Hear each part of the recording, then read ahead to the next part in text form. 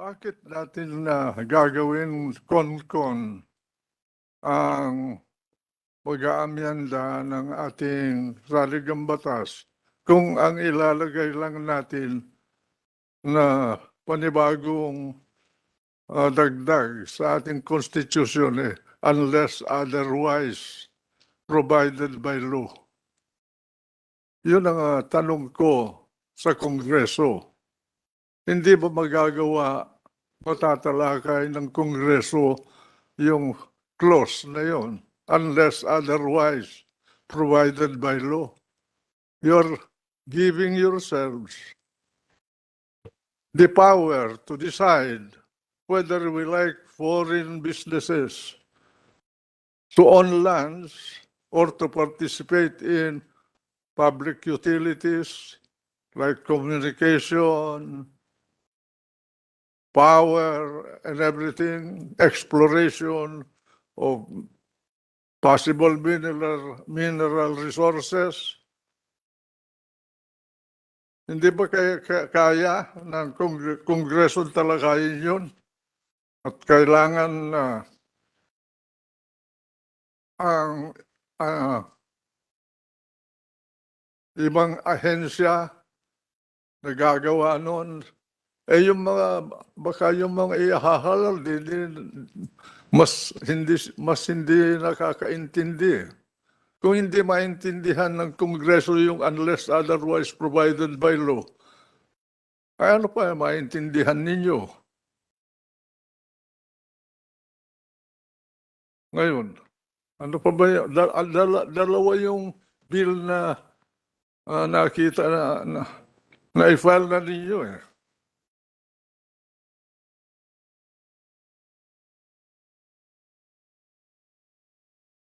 Dalawa po yun, mahal naming panauhin. Yung pong isa, ang una po, ang Economic provision. pareho po siyang economic provision po. Ang nakalagay doon, ang idadagdag lang ninyo sa Unless otherwise.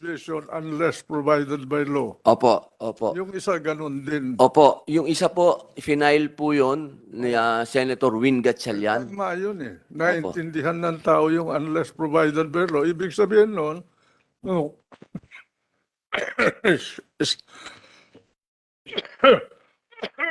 Excuse me.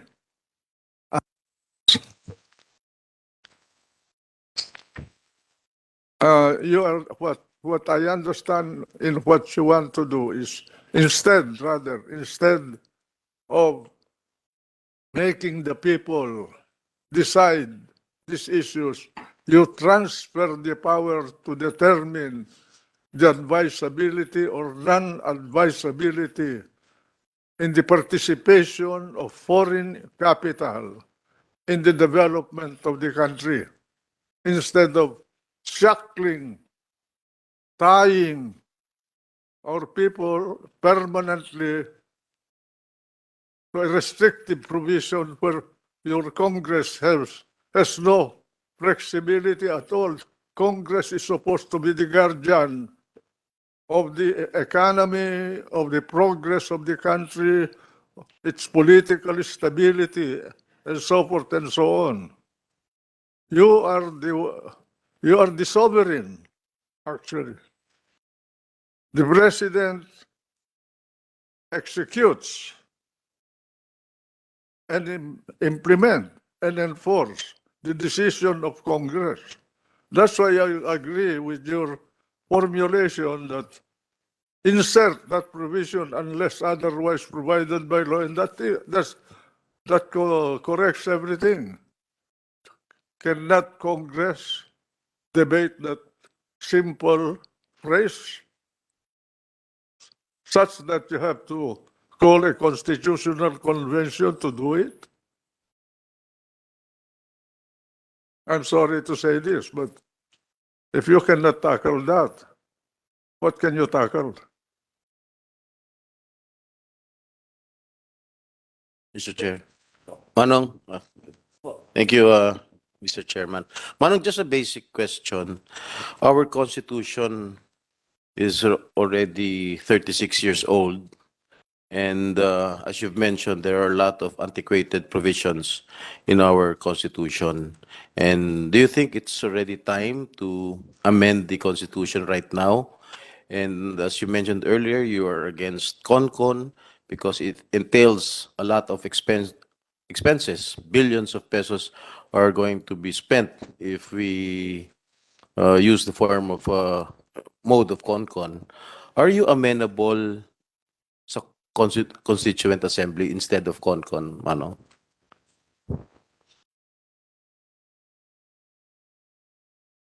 Both performing your legislative function, enacting laws, and allot 1 day or 2 days in a week to deal with your constitutional changes.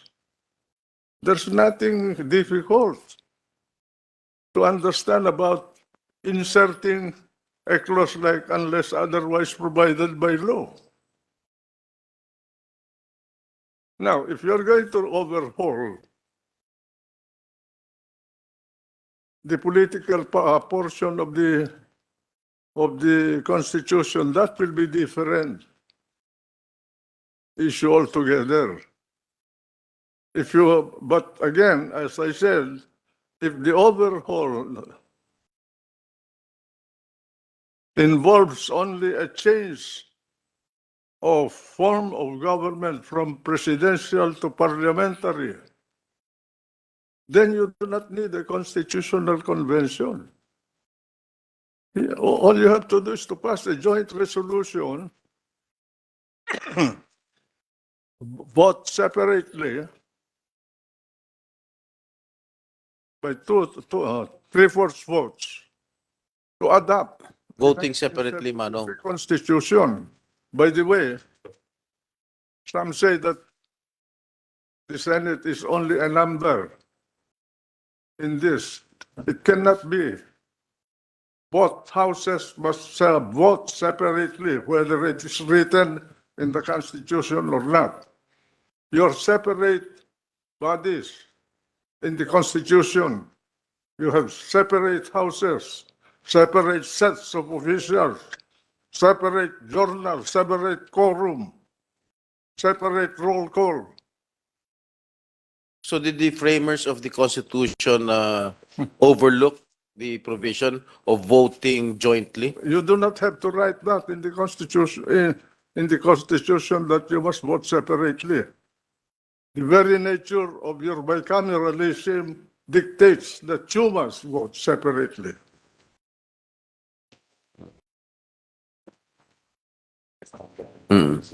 Common sense. Apo, Senator Tolentino, apo. Senator Enrile.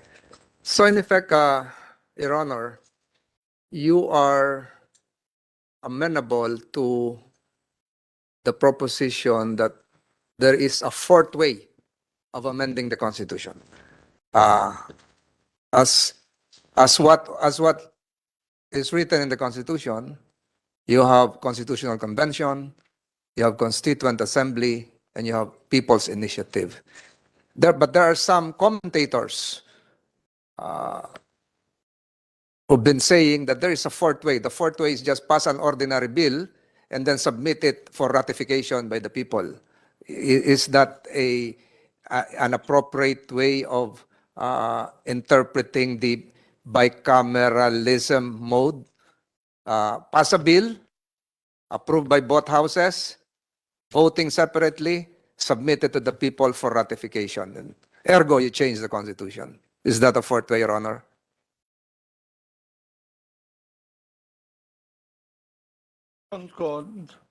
Constituent Assembly or People's Initiative, you cannot ignore the people. It has to be ratified by them in a plebiscite. But as far as the method of adopting an amendment, there are three: Constitutional Convention, Constituent Assembly, and People's Initiative. The choice belongs to you. as Congress of the people, except that the initiative of the people will have to emanate from the people themselves, but there is a vote and some requirements for that to happen. But by and large, the intent and concept, primary concept of the Constitution, it is Congress itself should be the one to introduce the amendments so that it will be expeditious, because it is the fastest way of achieving your amendment. It is no different in passing a law, only that the vote is different and the process is different. You involve the people. In a law, you don't. The vote is different. If I may ask a follow-up question, Your Honor. I've been totally against, ever since, the granting of a wide latitude of power to the executive branch to formulate implementing rules and regulations. It has developed and evolved in such a way that they decide when to draft the IRR, when to issue the IRR, and sometimes the IRRs would be in conflict with the law, Your Honor. So the tenor of my question is that, would that conflict with your earlier proposition of just adding the unless otherwise provided by law, because the law would be transformed again by the executive branch into their own version of IRR, which might be in conflict with the law. The law cannot be modified by an IRR.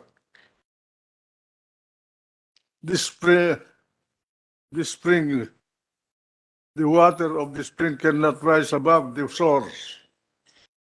The law is complete in every respect. The one that will have to interpret it with finality is the Supreme Court. But as far as legislation is concerned, when you pass a law, it is complete in every respect. Whatever IRR there is must conform with the text, literal text, and spirit of the law. It cannot be modified. With due respect to my side of the government, I'm now a member of the cabinet. We cannot amend the law.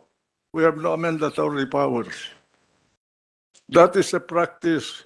I do not know how it was introduced, and it's being abused. Thank you, Your Honor.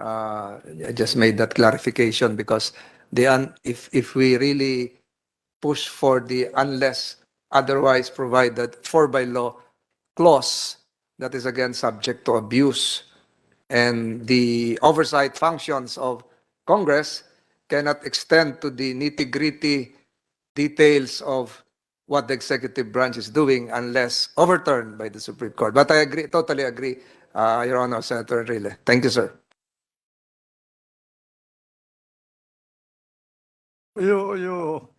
You can insert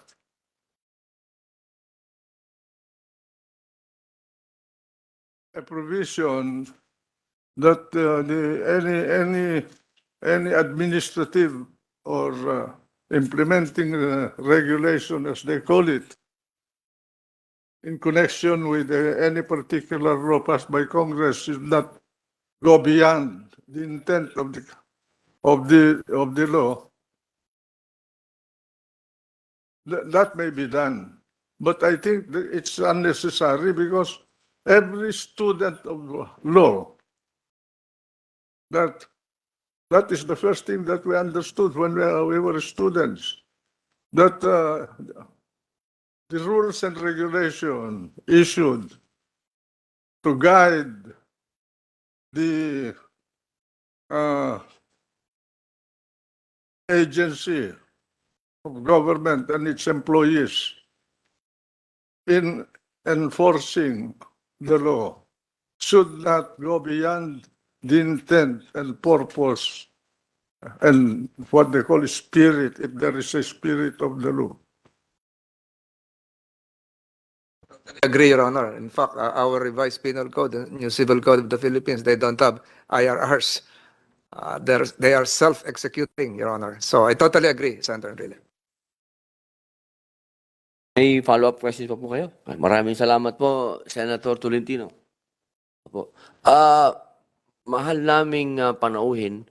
Ako po, meron pong mga nagsasabi na nung nakausap po namin ang isang Foreign Chamber of Commerce, ang sabi niya, bakit hindi na lang nyo i-delete yaang sa Constitution, i-delete na lang ninyo yung economic provision? Pwede po ba yon?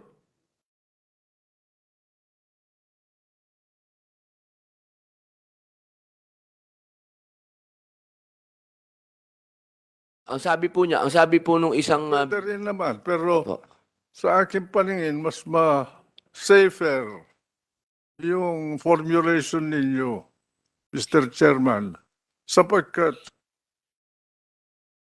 para maproteksyon na naman natin ang mga kababayan natin kung kailangan. Ngayon, pwede ninyong limitahan, halimbawa, you can limit the quantity of participation in the economy. Ngayon, 60-40. Hindi mo mababago yun. Pero wala tayong kapital na sapat upang matugunan natin ang pangangailangan natin. Credit is global. Right now, the interest is going up and credit is becoming scarce. Problema ang mga bangko sa ibang bansa. Dadating yan sa atin. We do not have enough capital here. And yet, our population is growing and we need investments, jobs. Without investment, you do not have jobs. And without jobs, you do not have consumers, you do not have taxpayers. So what happens to the society? It will dwindle, it will struggle until it collapses. So that we will have flexibility, give to Congress the decision to contract or expand the participation of foreign money, direct investment into our economy. After all, they cannot take out this factory and bring it home. They cannot take out the land that they will produce if they reclaim around all the islands of the country. It stays here. You can tell them go home. But we should not do that because nobody will ever come and help us if we do that. We must be friendly to foreign business as everyone else on the planet. From Timbuktu all the way to the Arctic Circle and Antarctic. Mahal na panauhin. Ibig niyo pong sabihin, doon po sa provision, nabanggit niyo po yung sa lupa. Sa provision po doon sa konstitusyon kasi bawal nga po magkaroon ng ang foreigner. Palagay niyo po, panahon na po para payagan po sila. So pag-insert mo yung unless provided by law, ang Kongreso ang magsasabi kung 60-40 yan. Pero pwedeng baguhin, pwedeng gawing 20-70 or 55, 45 ang hatian or 100% foreigner kung nuclear plant, halimbawa. Mahal na ngayon. Nung ginagawa yung Bataan, magkano ba yung Bataan nuclear plant? $16 million. Ngayon, yung $16 million na yun, kung ginawa natin, billion dollar na ngayon yun. At hindi lang yun. Kung hindi sinira yung planta na yun, mas nauna po tayo sa Iran at saka sa North Korea na magkaroon ng nuclear bomb. At hindi tayo inaapi ng mga ibang bansa. Kalukuhan yung utak ng mga gumawa niyan eh.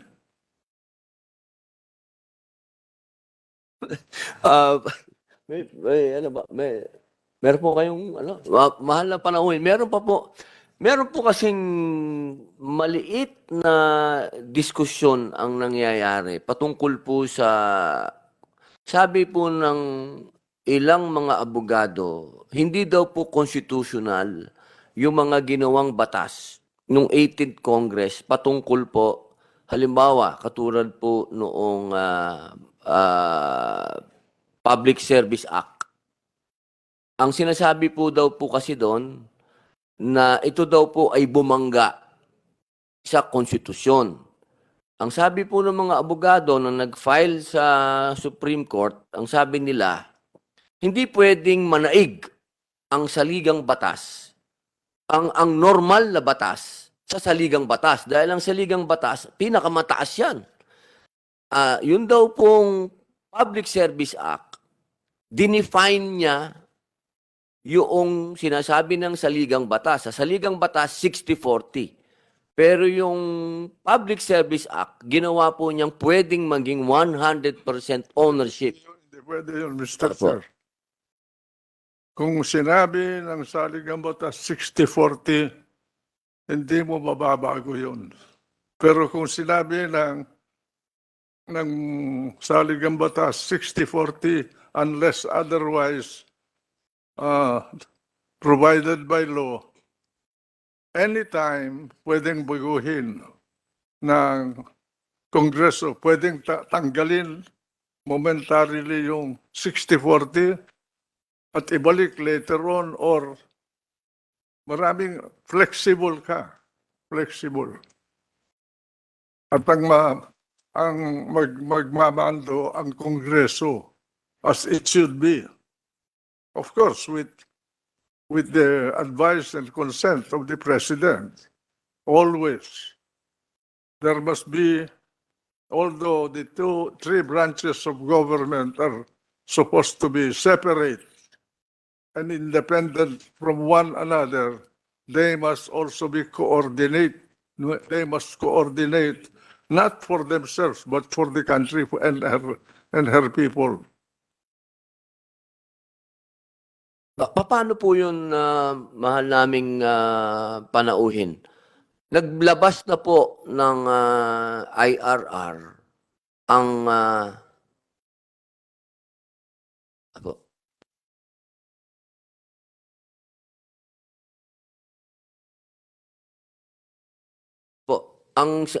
naglabas po ng IRR yung NEDA. Naglabas po sila ng IRR para doon sa Public Service Act. Paano po kaya yun? Parang conflicting po talaga sa konstitusyon. Opo. Sa aking paningin, I think if that is brought to the Supreme Court, they will throw it in the basura. Unless somehow somebody amended the Constitution that we do not know. The Constitution is the ultimate legal organ of our society. It is the organizing document for the Republic of the Philippines.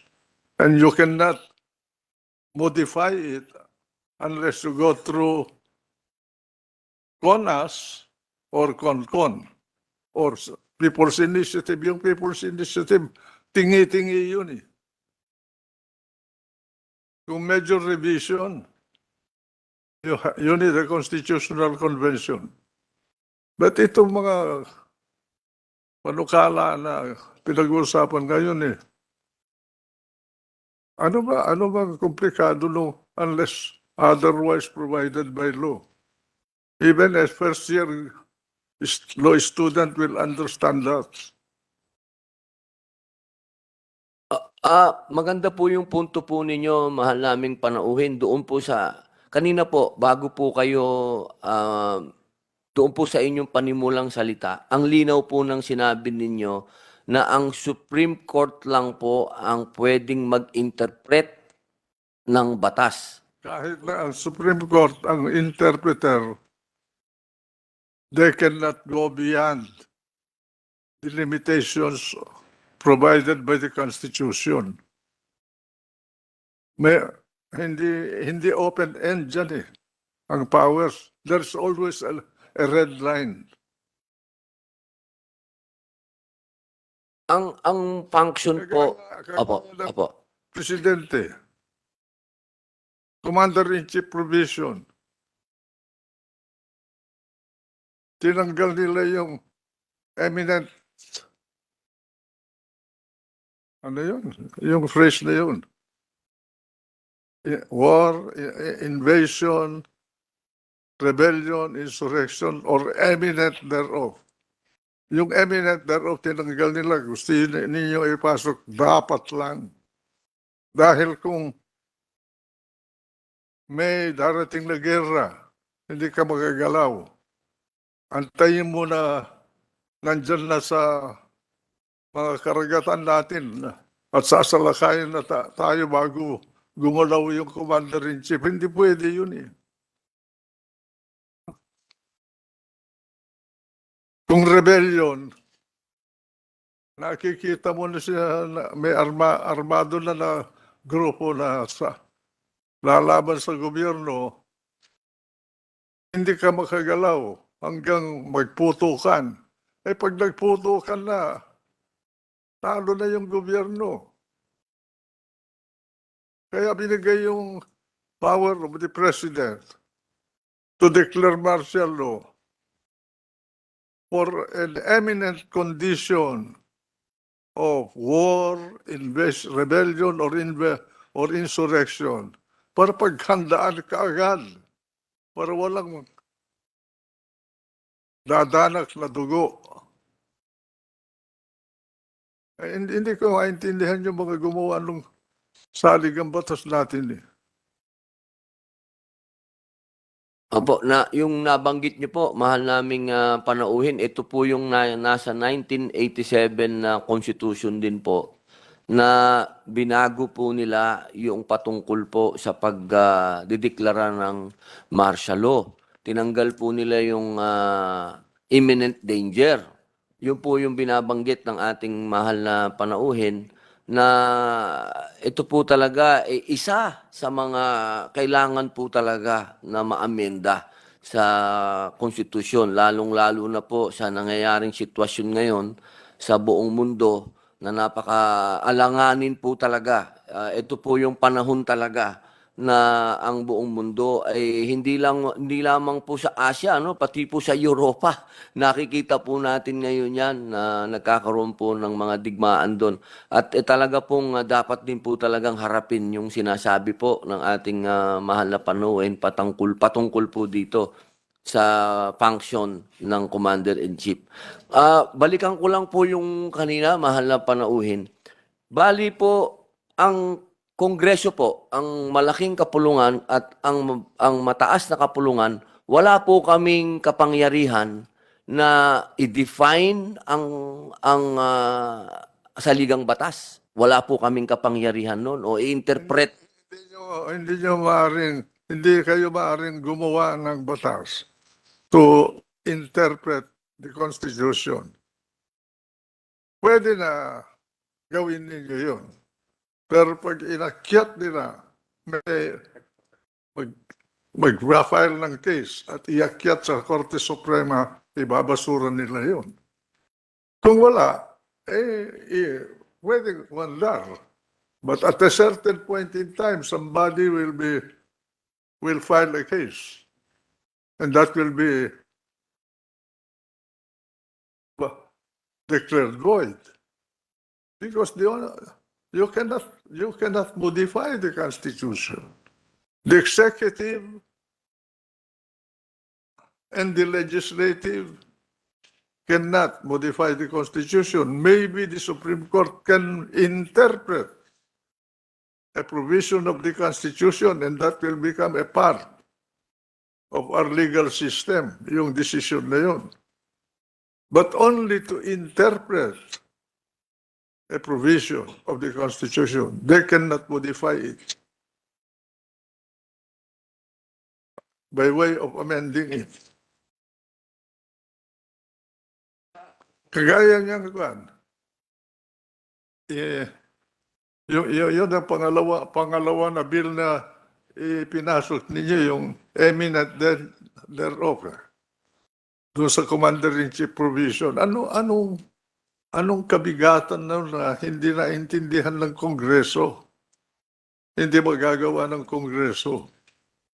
At kailangan mo ang CONCON. My God. For such a small clause, to spend billions to change it is foolish. Imagine how many schools you can build. 28 billion po. 28 billion po ang gagastusin kapag ka-CONCON, 28 billion. Hindi lang, Mr. Chair. Pag nandyan na yan, you cannot control it. They can go to Germany, they can go to Spain, they can go to Canada to understand what they're going to do. I was not born only yesterday. Sa paniwala po ninyo, mahal naming panauhin, talagang ito na po talaga ang panahon. Payat ang 100 billion dyan. 100 billion po. Opo. Sa palagay niyo po, Which is not, by the way, uutangin natin yan. yun nga po, uutangin daw natin yun. Sa palagay niyo po, ito na po yung panahon para amendahan po ang... Opo. Dapat kahapon pa.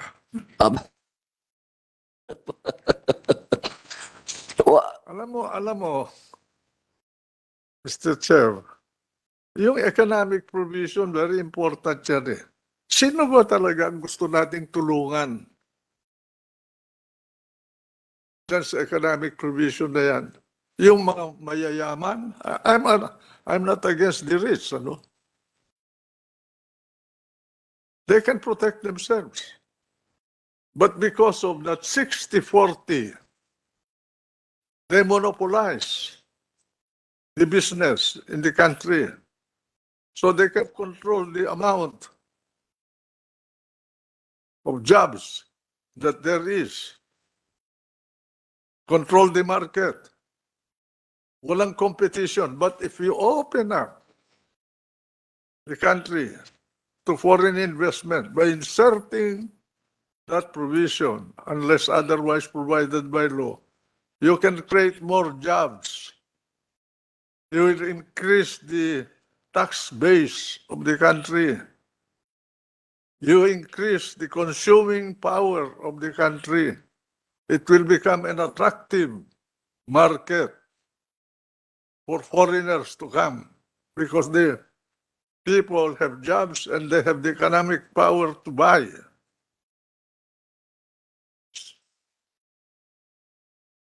Nakalink lahat yan eh.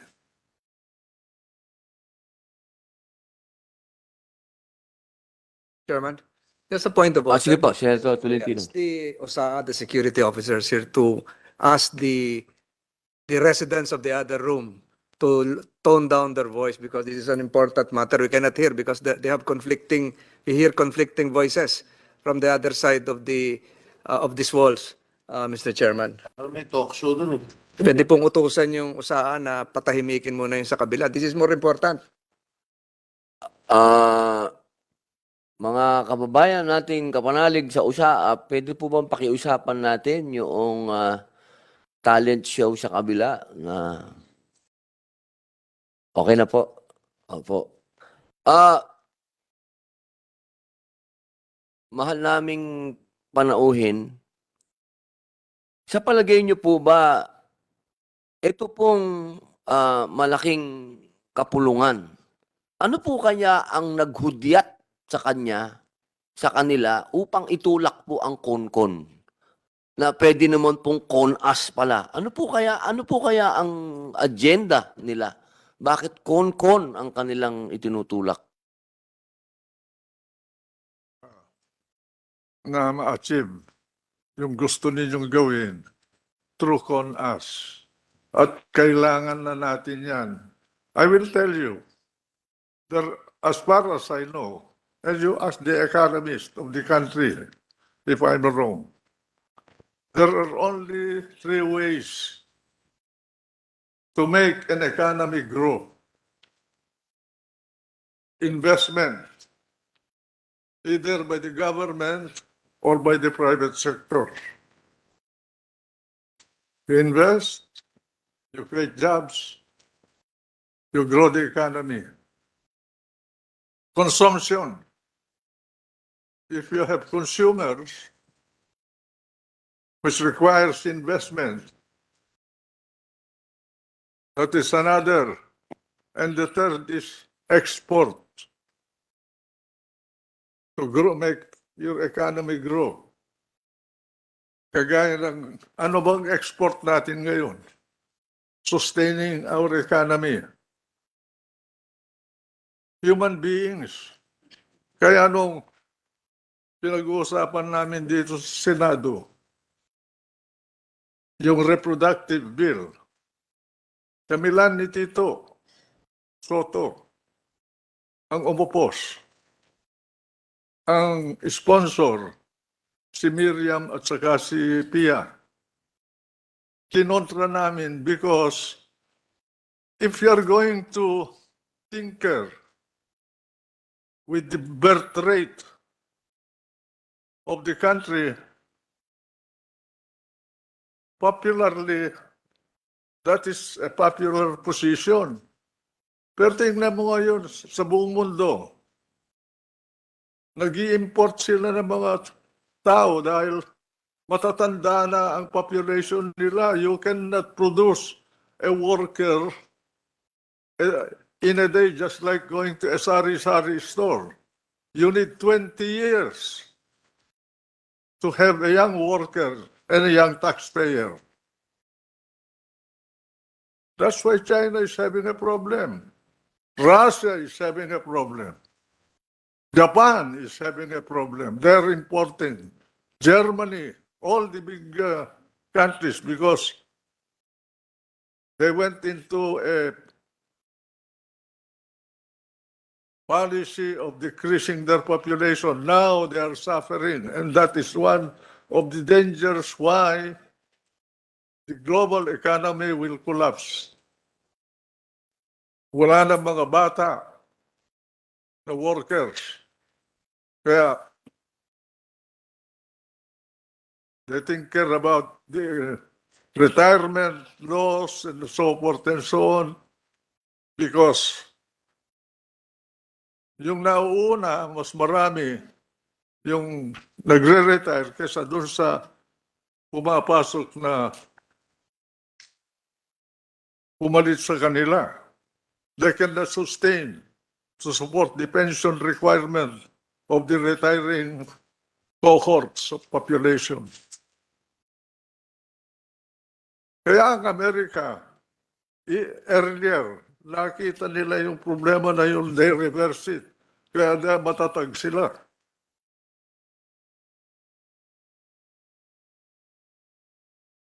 Mahal naming panauhin, ito po yung grand question na po ito.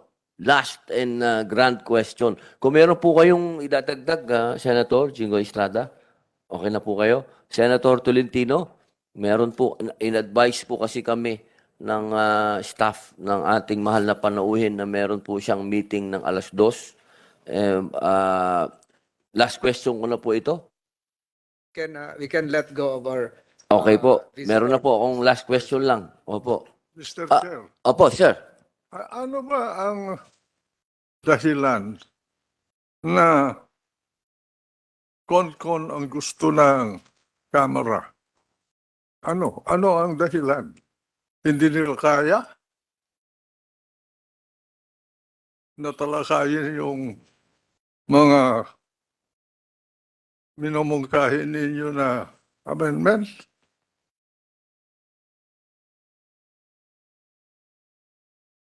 Yun po sana po ang aking huling tanong. Kasi po ang naguguluhan din po ako, mahal naming panauhin kasi yung pong sa akin pong pagka piecemeal amendments, talagang con-us po talaga. Opo. 27 amendments. Hindi nangyari sa isang panahon yon.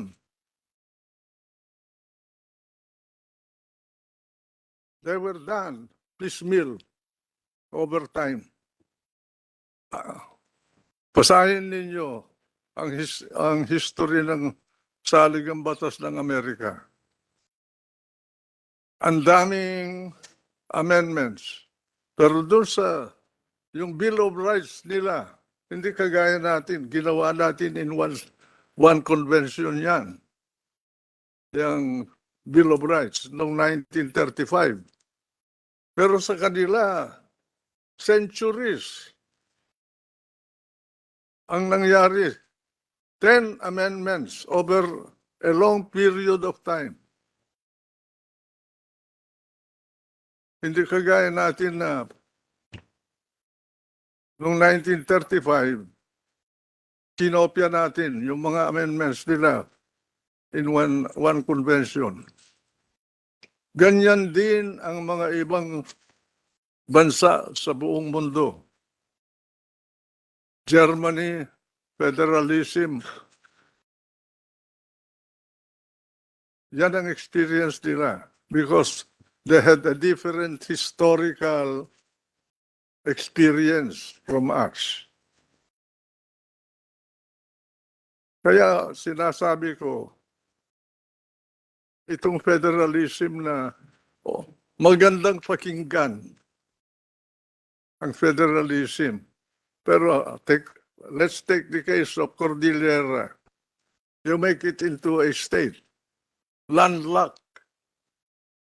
Saan magagaling ang hanap buhay ng Cordillera? Ha?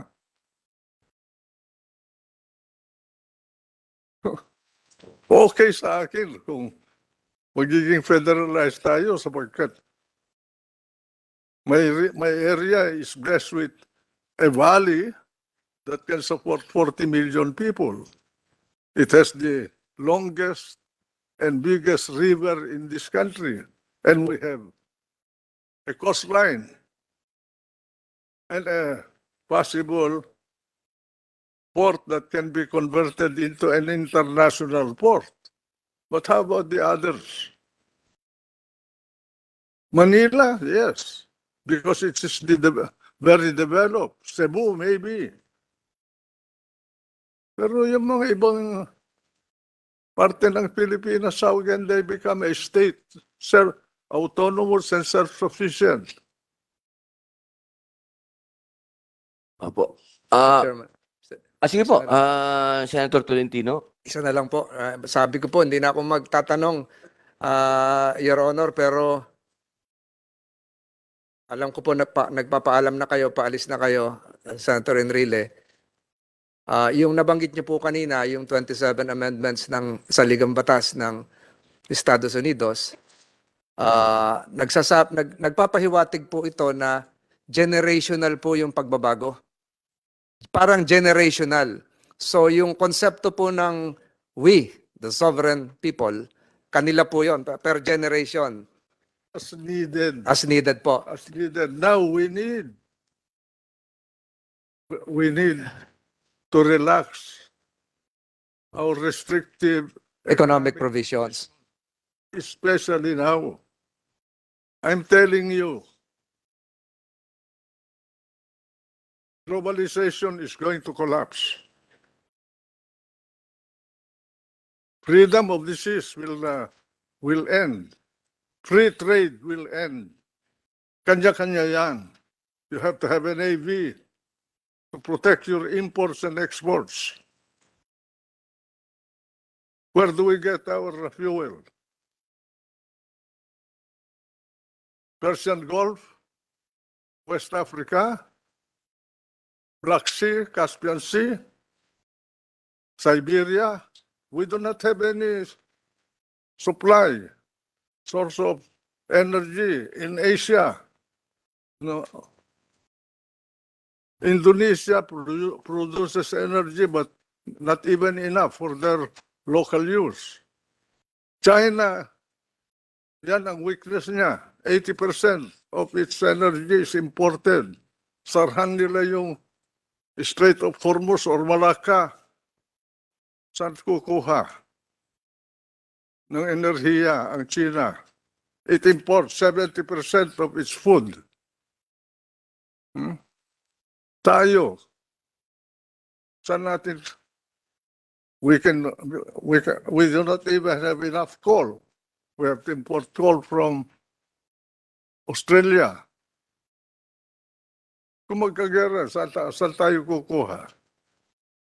That is why we need, if we can afford, to reverse our policy and have a nuclear plant in the country. And we tied ourselves under the 1987 Constitution by claiming that we are modern, no nuclear power. Sumunod tayo dun sa mga superpower na ayaw nila magkaroon ng nuclear. Yung mga maliliit na bansa, ngayon, hindi naman nila makontrol ng North Korea. Pakistan has its nuclear power. India. Soon, maybe Vietnam. Soon, maybe Malaysia. Indonesia, ang Pilipinas. Ano? Wala na ako rito ngayon, pero some of you are still here. And I don't want you to become slaves of other countries.